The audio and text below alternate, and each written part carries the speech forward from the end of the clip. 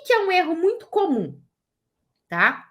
Um erro muito comum da Fazenda também são erros na CDA, tá? Então, o que é a CDA? A CDA, ela é um documento que ela tem só uma página, normalmente, tá?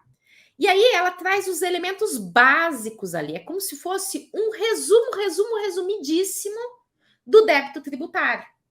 Porque antes, vamos lembrar lá atrás, para ter a cobrança do débito tributário, precisou ser feito primeiro o quê? Um lançamento tributário. Um auto de infração, por exemplo. Né? Aí teve o lançamento tributário ou auto de infração, o contribuinte foi notificado disso. Aí surge a oportunidade para o contribuinte apresentar as defesas administrativas, apresentar os recursos administrativos. Aí tem aquela decisão que encerra o processo administrativo. Depois que encerra o processo administrativo, isso aqui vai para quem? Aí é encaminhado, se for na Receita Federal, de um tributo federal, por exemplo, isso é encaminhado para a Procuradoria da Fazenda. Se for um tributo estadual, da Cefaz, ela encaminha para a Procuradoria do Estado. Se for um tributo municipal, né?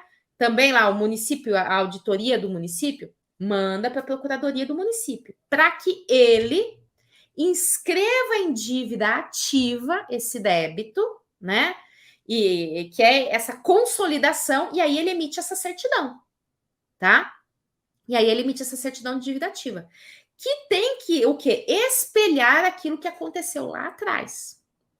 Então, nessa certidão de dívida ativa, você tem que conferir, com base nela, se o sujeito passivo está certo, né? Se o sujeito ali, o contribuinte, está certo, se por acaso tem indicação de responsáveis tributários de um modo equivocado, se o tributo está correto, se o ano que ele se refere está correto, qual é o prazo que ele foi feito, né? Que data que ele foi feito, por exemplo, se está lá o fundamento, os artigos lá legais. Então, você dá uma conferida na CDA se ela preenche todos os requisitos. Lá no Código Tributário Nacional, por exemplo, traz os requisitos da CDA. Onde mais traz os requisitos da CDA? Na Lei de Execuções Fiscais, tá? Então, na Lei de Execuções Fiscais, traz lá os requisitos da CDA. Pega a Lei de Execução Fiscal e vai conferindo se ela preenche aqueles requisitos ou não. Primeira etapa para você fazer. Só que uma segunda etapa é o quê?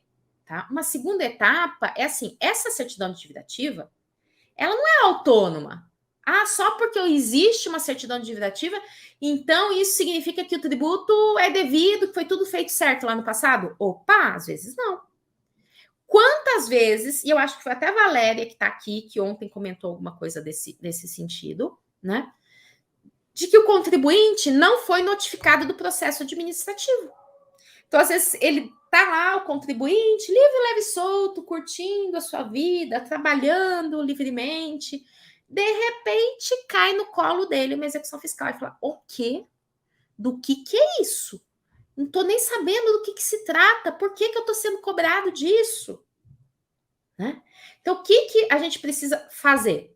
Primeira coisa, só com a certidão de dívida ativa, você não vai saber exatamente tudo que está sendo exigido e por que está sendo exigido. Normalmente vem lá, qual é o tributo, qual é o período, qual é o valor, qual é o juro, qual é a multa. Mas será que a fiscalização foi feita de modo correto? Será que o auto de infração tinha todos os elementos de prova necessários? Será que o lançamento, o auto de infração foi feito no prazo? Ou seja, não teve uma decadência lá atrás? Será que não teve erros lá atrás?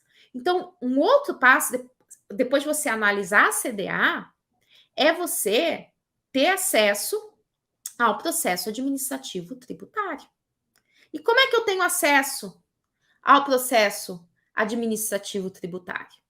Você tem acesso ao processo administrativo tributário pedindo ele na repartição, com a procuração do seu cliente.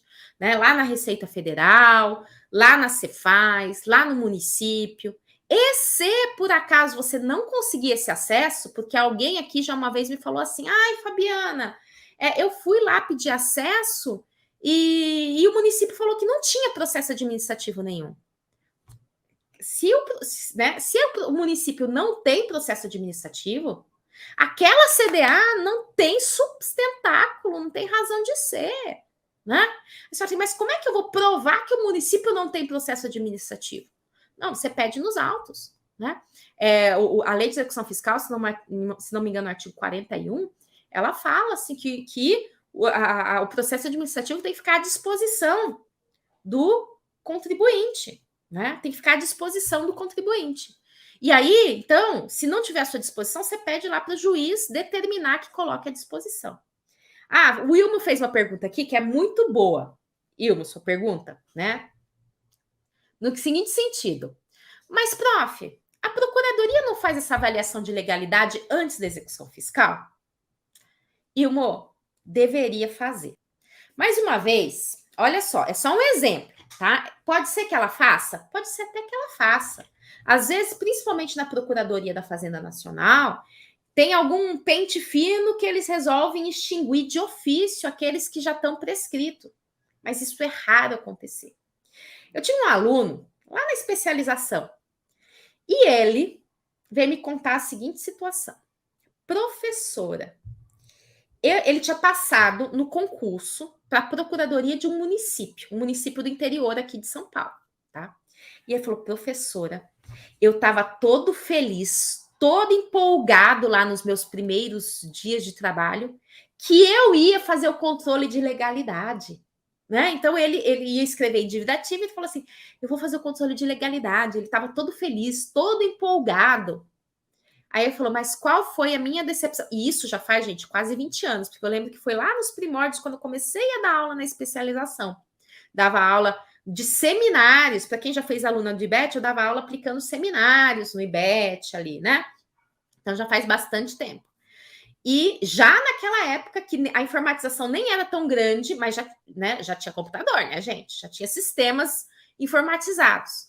E aí ele falou assim, olha, e aí que decepção a minha, porque eu achei que eu fosse fazer o controle.